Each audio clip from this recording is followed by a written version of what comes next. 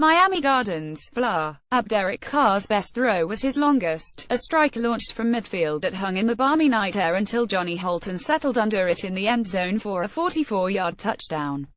That early score put the Oakland Raiders ahead to stay, and Carr remained on target to help beat the Miami Dolphins 2,724 on Sunday. Carr went 21 of 30 for 300 yards with 1 touchdown and 1 interception, and helped the Raiders convert 8 for 15 third downs. Article continues below. Oakland 45-1 for only the second time since week 2. "That's what we needed," Carr said. "Guys were on edge this week, a little chippy, including me."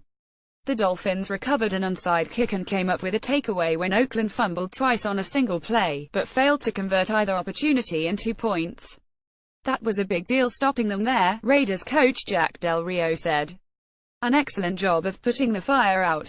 Oakland also overcame 10 penalties for 105 yards, including 3 for unnecessary roughness in the second quarter.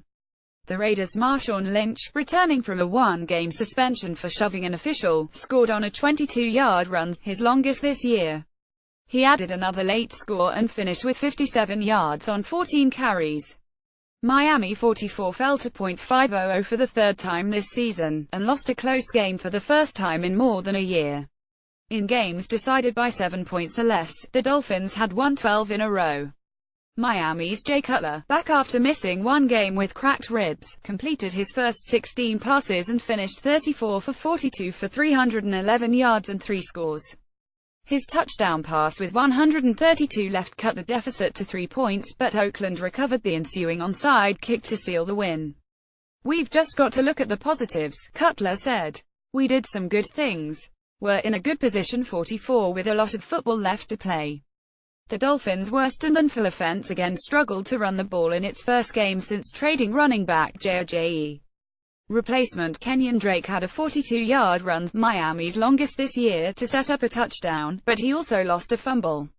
The Dolphins totaled just 86 yards rushing and still don't have a rushing touchdown this season.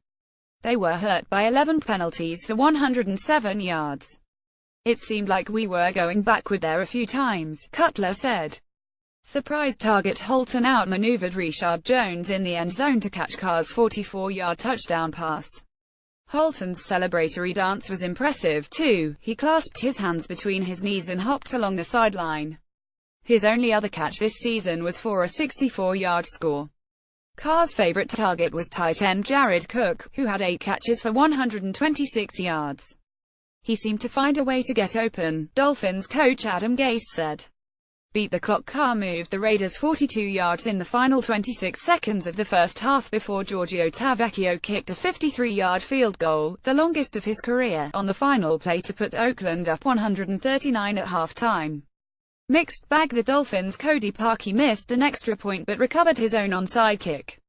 Miami failed to take advantage, with Kenyon Drake losing a fumble at the 20. Parkey also made a tackle on a kickoff. Hot potato. Oakland fumbled twice on one play. When Carr was hit by Ndamukong Suh and coughed up the ball, 330-pound tackle. Marshall Newhouse scooped it up and took off. He also fumbled when hit, and Miami's Charles Harris recovered.